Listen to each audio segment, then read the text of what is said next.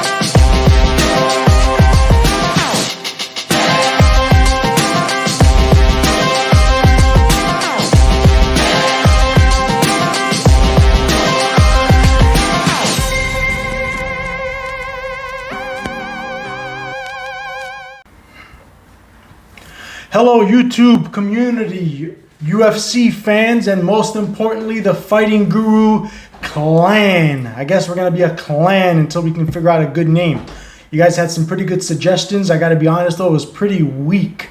I was expecting some real creative stuff that stood out that I would have been like, oh, this is it. This is the one. And I would have changed my whole life because of it. It would have been like a game-changing, life-changing suggestion. But I wasn't very impressed, guys. You got to get your name game up a whole bunch of levels. We're way beneath the level of creativity for calling Fighting Guru followers a cool name. So for now, we're the Fighting Guru clan. Get it right. All right, Fighting Guru clan, MMA fans, UFC fans, money-making team. The guys who want to make a killing off of this weekend. UFC on ESPN 23. Fight night in Apex, Las Vegas. We're back in Vegas, finally. I don't know. When you are happy to be in one of the most corrupt places in the world like Vegas, that's how you know you're coming from an even worse place, maybe the worst place in the world. When Jacksonville's judging was so bad, it made me excited about going to Vegas. That says something right there, right?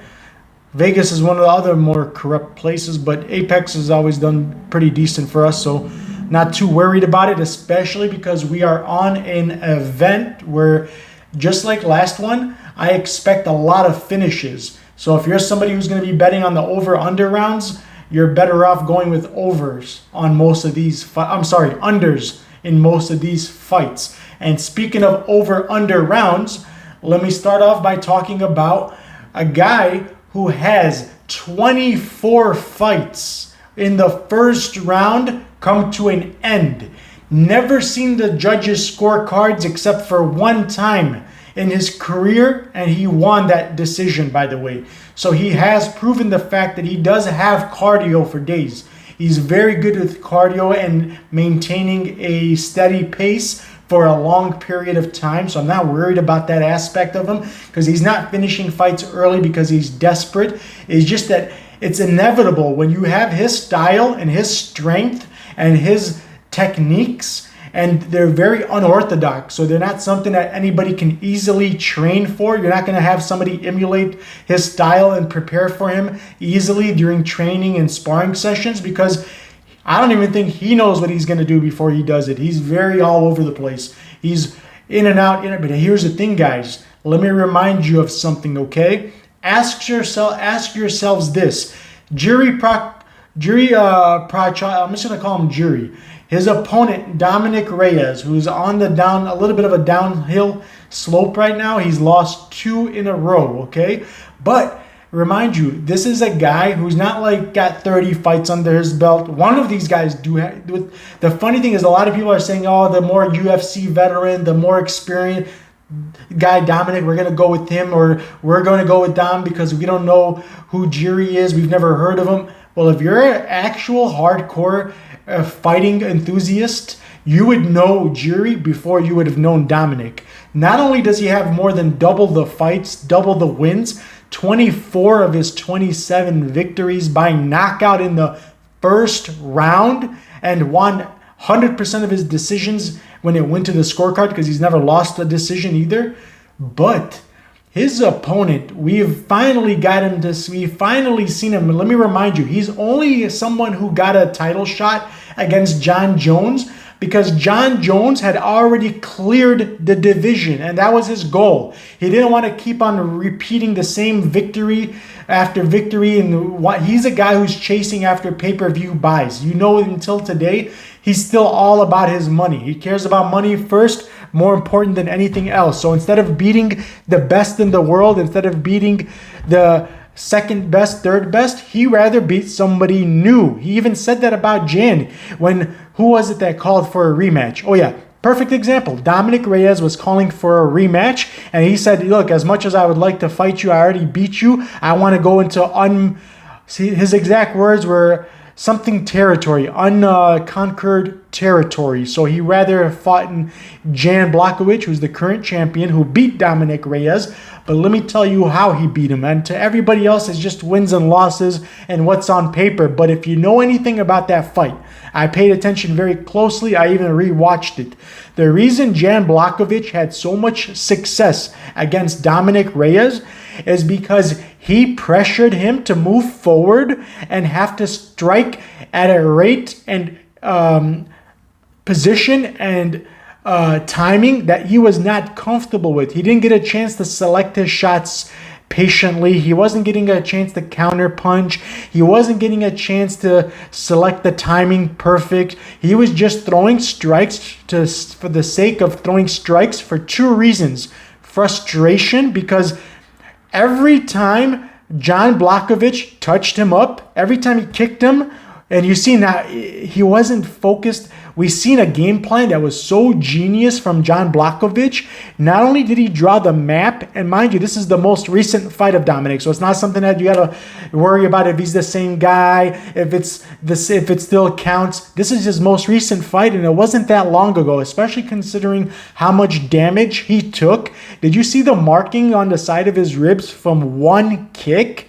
I think he broke his rib or something had to have gone wrong because his markings were gone like deep. They looked like an indentation, and it was so colored, and it stayed there for a long time, and it affected his movement, affected his confidence. He started backpedaling, and he was trying to even switch stance and avoid being hit in that spot. So it did damage.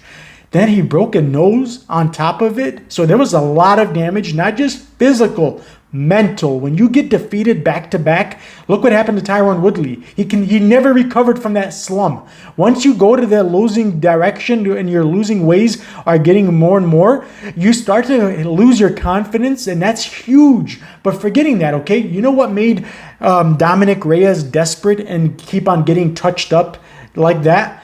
He was being pressured and forced to try to start to engage in strikes that he didn't want to take because two reasons. Number one, he realized if he was being too patient, Blachowicz was finding too much success, and his timing and precision was on the mark. He kept hitting the same spot over and over. So he had to get him off that game. He had to get him off his rhythm. That's one. Number two, he got frustrated. The thing that he was doing so beautifully, it's almost as if like somebody told him this was the secret.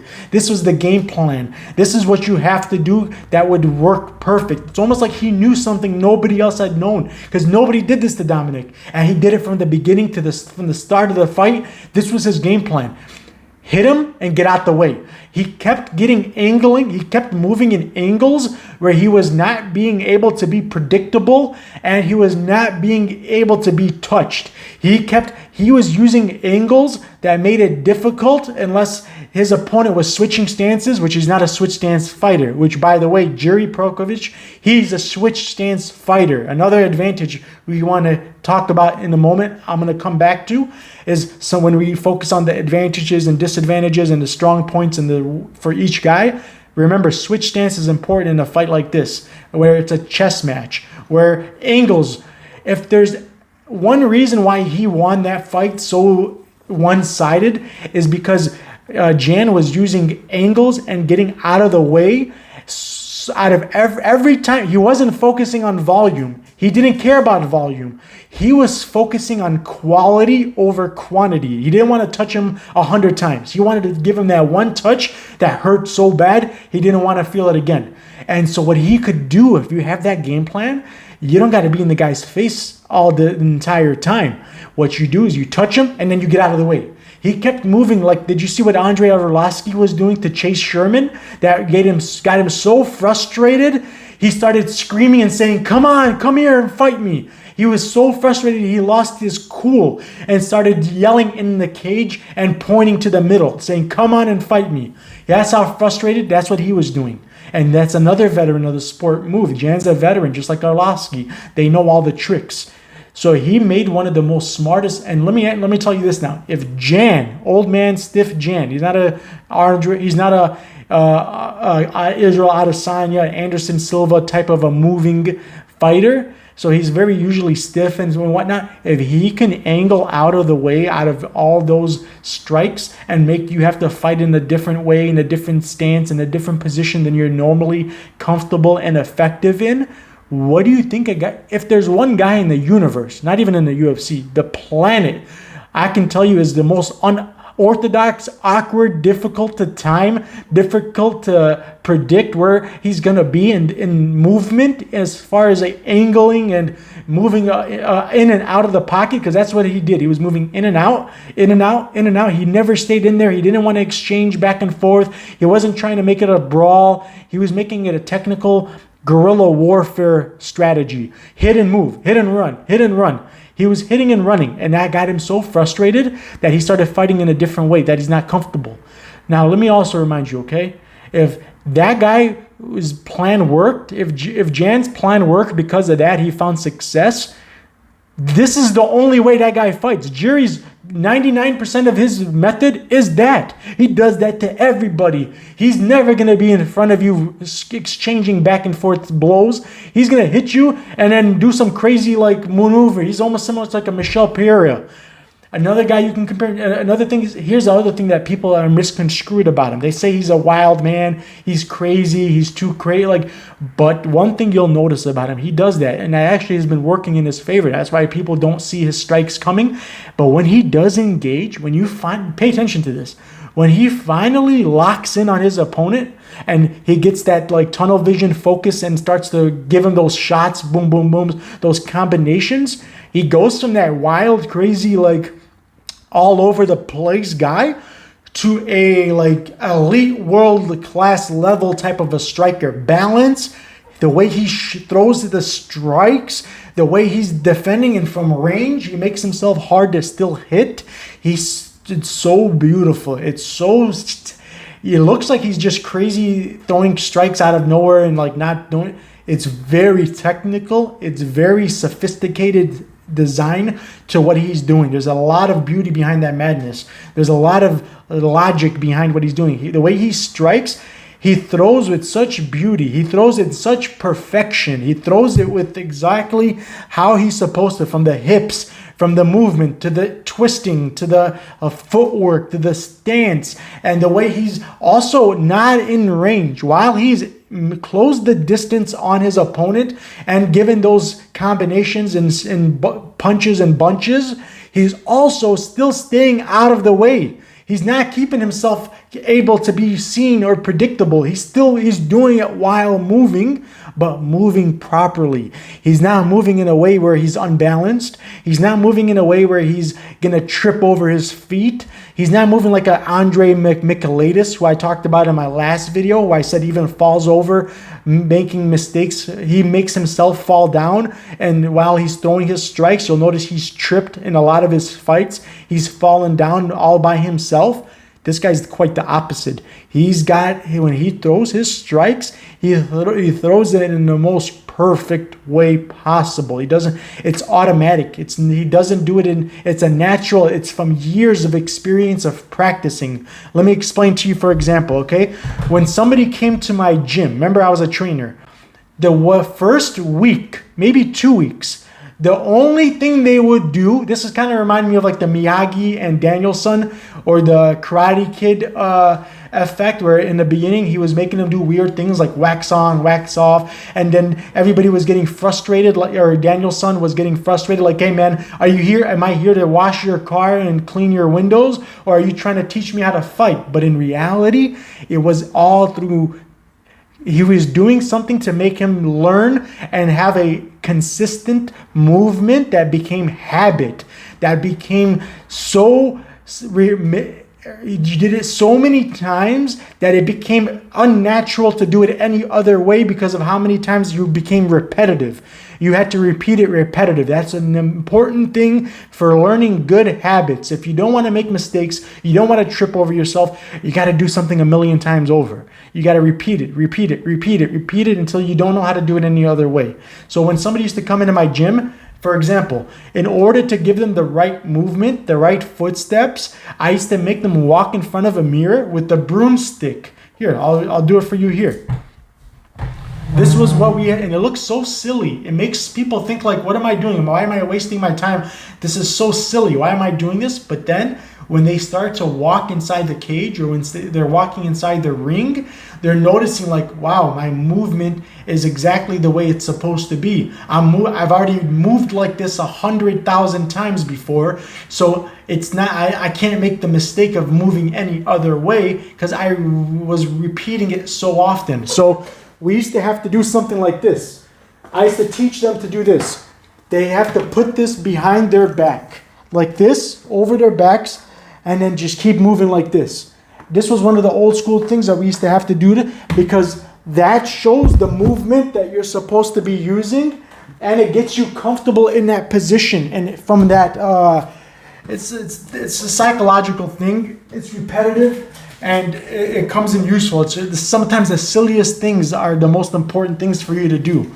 And I used to make them walk back and forth, but they had to only move forward and backwards in the exact way that you would have done it inside of a ring when you're in a fight, because movement is imperative to how you're going to respond to when you get hit. When somebody hits you, it usually knocks you off balance if you're not in the right stance, using the right footwork while you're moving defensively and offensively and striking. You could get knocked off balance, and that counts as a knockdown or a knockout, and that could hurt your scorecards. It's very important to have balance, and he throws it beautifully. And so even when he's offensive, he's in a sense still being defensive, and he's hard to hit, and he's doing it in the most perfect way possible. So I know everybody's depiction of him is a wild man, crazy, goofy, but it's quite the opposite. If you really paid attention to his style and technique, he's very proficient. He's very sound technically. He's not wild. He's not crazy. It's very perfect actually.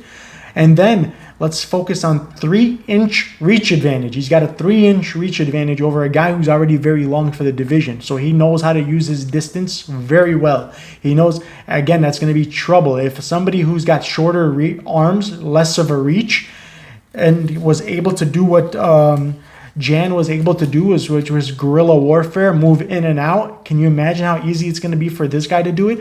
And in all of his interviews, he spoke about, let me remind you, his most recent victory against a UFC veteran household name like Volkan Ozdemir. Ozdemir, if there was a matchmaker or anybody who said, hey, if UFC and Dana White came to the match and say, hey, give me a guy who's impossible to knock out, who's a guy who they put against Anthony Rumble Johnson so that he can finally make Rumble Johnson not be looking so feared.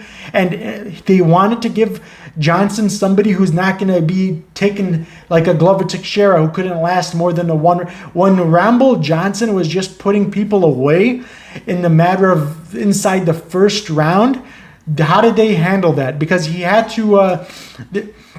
This was when Rumble Johnson was finally climbing up to the ranks. They couldn't keep giving him no has-beens or cans. So they had to start showing that he's capable of being able to get back to the contention of redeeming himself from his Daniel Cormier loss, which we're going to speak about again in a second. Daniel Cormier. Remember, for that reason, I want to bring him up again. But they know this guy, outside of his only other TKO loss, was not the same type of loss. It came in the later rounds against a guy who's known as during this time as number 1 or number 2 greatest pound for pound fighter of the entire world. Daniel Cormier, the first multi-division champion, the first champ that we've ever had. A guy who's broken records, who was a champion undefeated for a long time, and who's also very big and heavy. He's one of the best wrestlers of all time in the history. He's an Olympian pedigree level wrestler, one of the best wrestlers of all time. So he was able to implement a game plan that was very wrestling heavy, and he used his hard wrestling for 3 rounds. 3 whole rounds on Ozdemir before and we all know, anybody who knows anything about anything knows that wrestling is the hardest taxing on your cardio. Anybody who's wrestling has a guy like especially a guy as big and as heavy on the top as Daniel Cormier is on top of you. So for 3 rounds, he was wrestling with Cormier, trying to get him off from on top of him, and he got so gassed out that only after all that wrestling and against a guy who's the number 1, number 2 ranked at the time, pound for pound, that guy, that's an exception to the rule. You don't even count that. 3rd round, taxed his cardio to the fullest. He had nothing left in his tank. Anybody could get knocked out at that point. But outside of that, nobody, not even Dominic Reyes could put him away. Not even Anthony Rumble Johnson was able to put him away by knockouts. He had to submit him in the 3rd round. Anthony Smith had to submit him with only after 3.5 or 2.5 rounds, or in the 3rd round, it was only 30 seconds left, if I'm not mistaken. It was towards the end of the 3rd round. But it was in the 3rd round. Johnson, a guy who's a knockout artist, the hardest hitter, they say, of almost the entire history, besides maybe Ngannou or Lewis, top 3 hardest hitters of all time, couldn't put him away.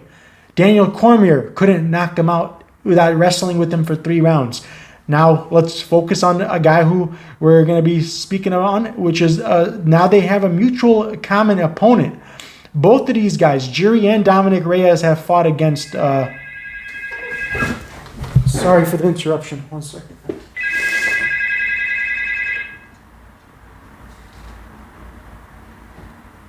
Okay, both of these guys have fought against the same opponent. Ozdemir, the same guy that we're just talking about. Okay, 30 seconds or 40 seconds into the 2nd round, mind you, this was one of Jiri's worst performances. And I'm going to tell you why it was his worst performance, because it's everybody's worst performance. Typically, more often than not, the majority of the people having a debut fight in an organization as large of a platform as UFC is. Mind you that this is a guy who's been trying to get into the UFC forever. He's been, just like how we see everybody else's performances not look so great on their first debut fight because of the jitters, and we've seen them fight differently than their normal selves. This was the same thing that happened with Jiri. Jiri had been a guy who's been eager to get into the UFC. We saw what happened with a Dakota Bush. It happens to the best of them. Guys we see that never fought the way they fought only because it's their debut fight. And so we witnessed it happen with Dusko Todorovic, a lot of people, everybody. But anyway, so being his debut fight, he even said, and this is another thing that you guys got to pay attention to. If you don't watch interviews, interviews sometimes have helped me get prop bets right. Like people who have never had submissions on their record. For example, Lauren Murphy, out of 15 of her wins, none of them were by submission. I cashed in a plus 700 prop bet because in every one of her interviews, she said she's renewing her contract. Before she renews her UFC contract, she wants to show that she's well-rounded and she can get submissions. And she said it in more than one interview. So when you watch interviews and you study, you can help yourself determine what and how a fight will play out. And in this guy's interviews, we were able to find out that he was not satisfied with his performance, even though he won very early inside the first minute of the 2nd round. Nobody's ever done that in the career of Ozdemir, a guy who's UFC wanted to make a point. UFC's message, they gave Ozdemir, a guy who's a ranked guy, to debut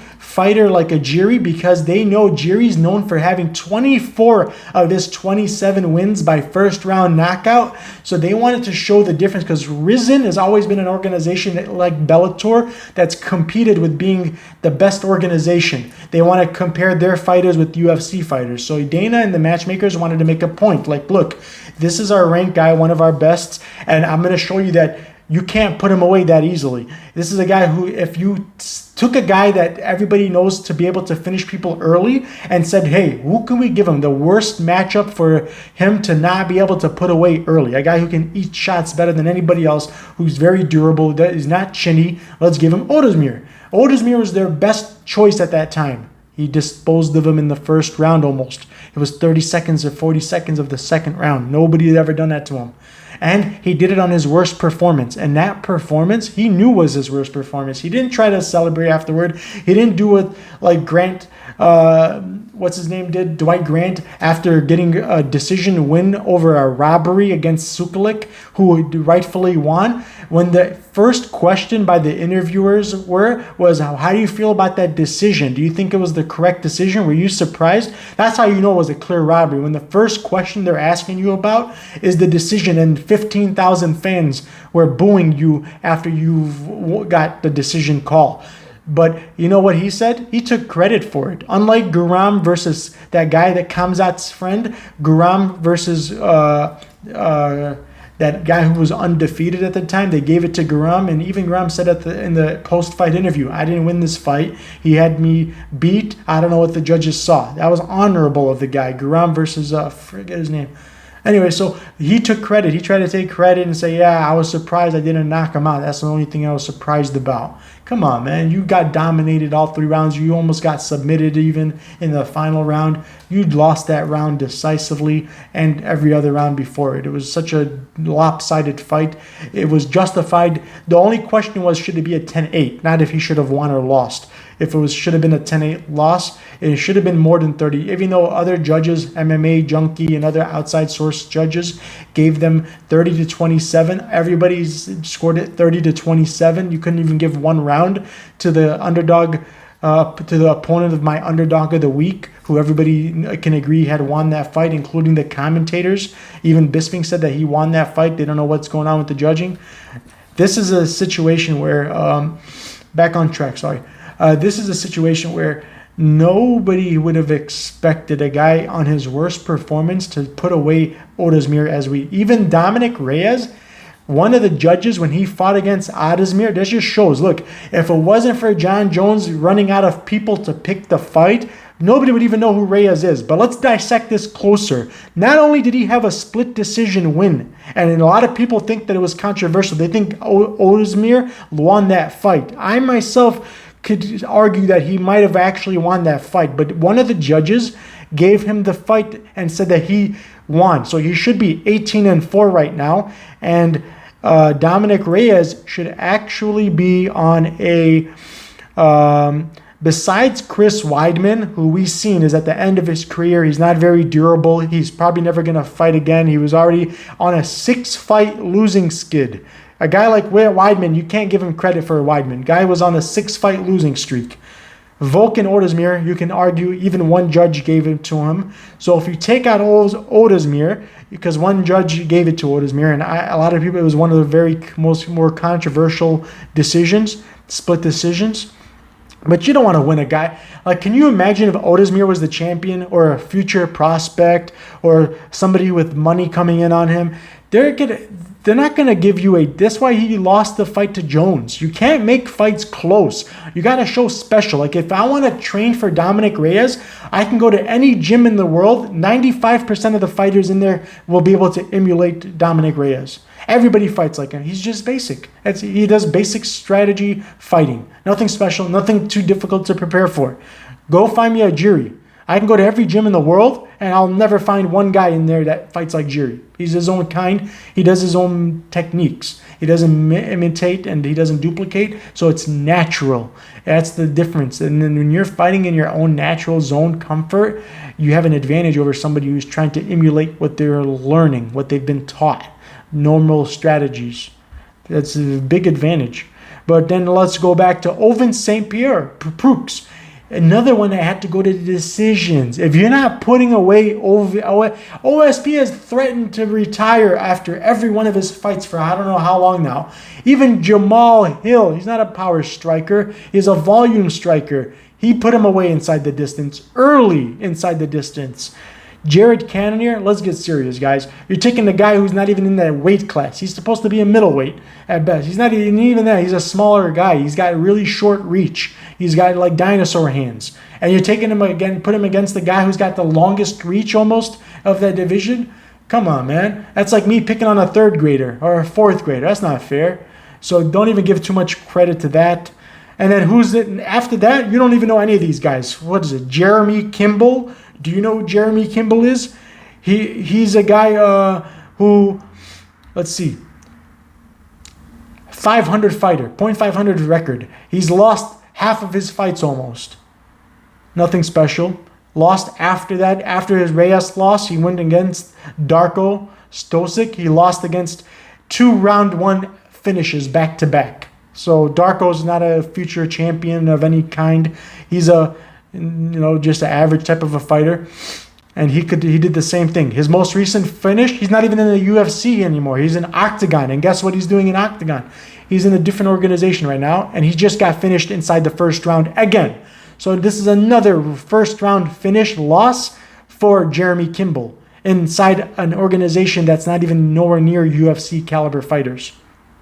So don't brag about that. So let's get back to reality. Let's get a reality check. You guys want to talk about him as the uncrowned champion. You want to say he's a plus 200, minus 200 favorite. Because believe it or not, people had him as a favorite against Jan. They had him as a favorite against a lot of people. Who's he beat? That's like a fair fight. Who's he beat? That's at their prime, in their incline in their careers, not a decline. Nobody. Jiri, on the other hand, was beating UFC caliber fighters before he even got into the UFC. The CB Doll, and he wasn't just beating them, guys. He wasn't leaving it to split decision losses. There's a reason why nobody makes it hardly out of the first round. It's not because he's lucky. 24 out of 27 is not luck. He does it right. He's unpredictable. He's unorthodox. He's got a switch stance. You know how important that is? Look how successful Rafael Fizil has been having against guys like even high level as Renato Moicano. Moicano had no answers and couldn't even defend and see something coming and got taken out inside the distance. He's the same weight as guy. He's got so much power, guys. Again, I can't stress enough how impressive it is. Nobody's even given him as much credit as he deserves for putting away for the first time in his career an early stoppage by Volkan Ozdemir. Nobody saw. Volkan was a big favorite. I cashed in. Do you want to see? It's on my Twitter. The same day I posted, I won money on Leron Murphy as an underdog. My biggest single bet of the year was Jiri Prochazka. This is a guy I followed from his previous organization, so I knew he was going to make his way into the UFC. I even considered thinking that he could be a future champion, but nobody ever thought about this guy Dominic Reyes being a future champion before his John Jones fight. Mind you, John Jones has never been the same. He's not the same John Jones of old. He's at the end of his career, and he's on a downhill slope. He didn't look good against Thiago Santos, who didn't look good against Glover Teixeira, who didn't look good against anybody recently, and who even had injuries. So there's nothing really big to brag about. If you had beat John Jones in his prime, when he was the actual John Bones Jones that we knew and fell in love with and became talked about as one of the greatest of all time, that's a different scenario. But you got him towards the end of his reign. This is when he wasn't even willing to engage in any more fights. He left the division. He didn't even want to fight in the division anymore because he realized he can't keep up with the newer generation. He's not slow. He's too slow. He's too old, and he's too gun shy. He's getting that syndrome of when you've been hit hard enough. And that's the other thing, guys. Dominic Reyes is going to have that Tony Ferguson syndrome. After he feels a big hit, especially he lands one of those flying knees or uppercuts, he does a great uppercut that I can imagine, especially if Dominic wants to do one of his level changes that he likes to do so much after his striking, he's going to end up falling into one of those crazy knees, flying knees that you can never see coming, or his uppercut. And one of those big hits, if it damages his nose again and he starts to see that blood, or just he takes something hard, it's going to give him a relapsing or deja vu of what happened to him in his Jan fight, and it's going to be like adrenaline dump, system failure, shutdown, overall load. He's just going to panic. He's never been at that. Remind you, this is a guy who has half the fights. He's new. He's not used to high level competition. He's an athlete. He's got good length and stuff, but especially against a guy who's got more length than you, more athletic, more stronger, more faster. This is a tough match, man. This is a big challenge for him. This is going to be his biggest challenge. How long has it been since this is the first time we're going to see him again as an underdog? After everybody assumed that they were going to see him as a big favorite because he was the uncrowned champ. There's a reason why he's an underdog here, if I'm not mistaken. Let me see if he's... I actually don't even look at the lines. I don't even know who's the favorite right now. When you know your fights, lines don't mean nothing. Some people, the other gurus, they base their decisions on who they're going to pick because of the lines. That influences a lot of people, quite the contrary. There's a reason why Jessica Penn was in 11 of my parlays. 11 out of... So I didn't even have that many parlays. She was a big, important piece. Jessica Penn versus Lupita is a minus 300, minus 400, or there's a reason why Rodolfo Vieira is a minus 600, or Louis Koski, or Joaquin Buckley. I never even considered making them parlays or even betting on them. I actually went with their opponents to win. And their lines had showed quite the contrary, that it should have indicated that it should have been a mismatch against the guys who I had picked, but it was quite the opposite, as you saw. All right, so Jiri is actually almost at a pick'ems. Great values.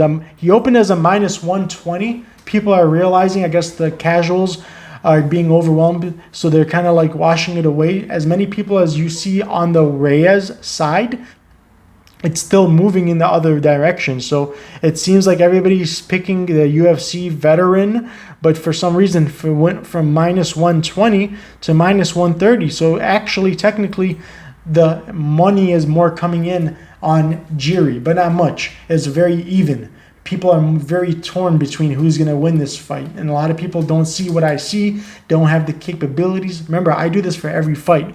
If anybody wants to know what the perks are, why you should pay that small fee.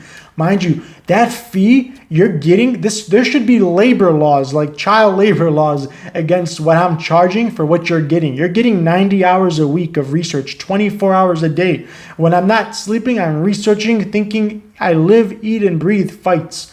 This is all I've known since I was a kid. I'm a fan of it. I do it. I used to do it on my breaks at work. When I used to work a job, this was what I used to do for fun. So when somebody does something that they enjoy for work, they're going to do it. I'm not going to have to be that guy who has to take a day off because he wants to do something else. This is my day off when I'm doing my work. So you're getting for a small fee somebody who's putting that much dedication, hours, and research, and who has my knowledge and a perspective, my vision, and that, because you can have a guy who researches 100 hours a week more than me, but he'll never see what I see in 1 hour. I can see way more things that are important than he can see in 100 hours. You just see that you have it or you don't. You can't just pick it up because you want to. You can't pick it up because you like the sport. You can't pick it up because you call yourself a guru. Not anybody can do it. You have to have a special skill set, experience, and then you have to have the other aspects. But forgetting about the fighting aspect, you got to know how to handle bets. Betting is a different animal in itself. Betting is my specialty. There's nobody who could tell you how to bet a fight better than I can. As far as the discrepancy between parlays and single bets and prop bets, you'll notice when there's a fight that's too close to call and both fighters have passed the victory, I'll find you a prop bet. I'll find you a safer way to bet it. Or I'll make it a not important part of our night, what we call a level 3. And I have different levels to how important picks are. I'll put them in a level 3. If there's not enough value inside of a prop bet, there's different ways to go about it. And we have an advantage, unlike like a casino when you're playing blackjack, the dealer has to hit on a 17 or 16, whatever it is. We don't. We can stay if the number is a 16 and the dealer is showing a 5 or a 6. We know he's likely to bust. We don't have to hit. We have that choice of staying or skipping and letting him go and passing, right? I'll pass if I feel the necessary need to. You'll notice we went on our Bellator card, 23 out of 26 fights cashed, or 23 out of, this was the last weekend or the weekend before, I don't remember. But the most recent, latest Bellator event, I only skipped like 1 or 2 fights. It was like 14 fights. I bet on 12 of them, and we went 23 out of 26. We cashed in. Even nobody does that when they're only picking the cream of the crop. Most handicappers will only tell you to bet on 2 or 3 people, and they'll try to skip the rest of the card. Or they'll say dog or pass or value or this or that. I'm so far advanced compared to what they do, I don't even know where to start. The differences between what I do and what I can do and what I've been doing is so night and day. We don't even have to even entertain it. There's not even a competition anymore. I'm just somebody who does something different. You can't even say anybody else does what I do.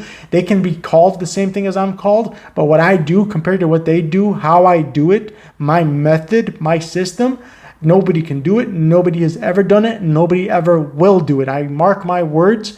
Nobody will ever do what I do and could do what I do again. Thank you for your time. Please don't forget to hit the like, hit the subscribe, hit the bell notifications, hit yourself in the face. No, I'm just kidding. But get excited. Jiri's going to put on a show, guys. Win, lose, or draw. This is a guy who will not fail to entertain. One thing you could bet on, he's going to give us a fun fight. And if Dominic is going to fight the way I expect him to fight, forward, even if he knows he's going to get hurt, which is how he got beat inside the distance, because he's not a guy who's going to like to, but he doesn't like getting hit. He's not going to feel comfortable. He's not going to fight at his best. He's not going to feel fluid and be the better mover. Reflexes are not going to be there anymore. He's going to be stationary. His legs are going to get wobbly, and they're going to feel like they're not under him anymore. Trust me. This is a bad style matchup. Worst style matchup if you consider how he won or how he lost his last fight. They couldn't have given him the king of what Jan was doing. Jan fought in a way that he's not used to fighting, and it was interesting to see how well it worked.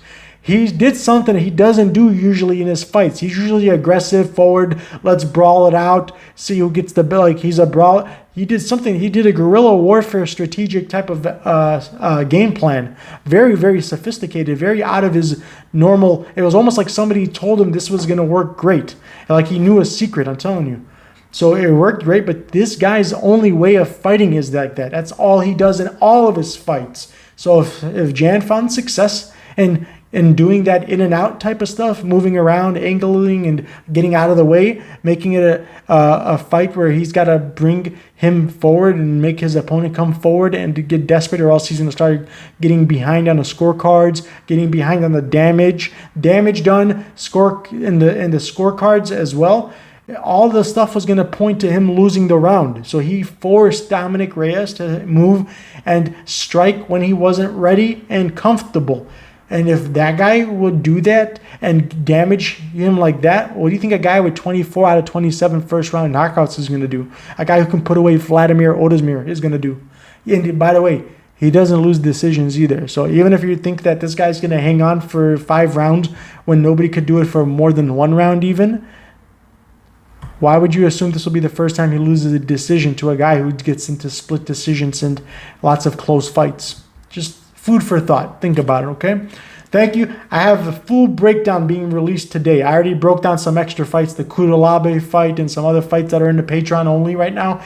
But every week, YouTube will only get 3 fights. The main event, my underdog, not even my best underdog, just an underdog, randomly underdogs, and like one other fight. I forgot, like a good best value pick. Somebody who's got like line movement, moving in his direction or the opposite or whatever. I'll find you a good value pick, an underdog, and the main event. That's going to be my 3 fights of each YouTube week. You can count on that 3 to be given to you for free.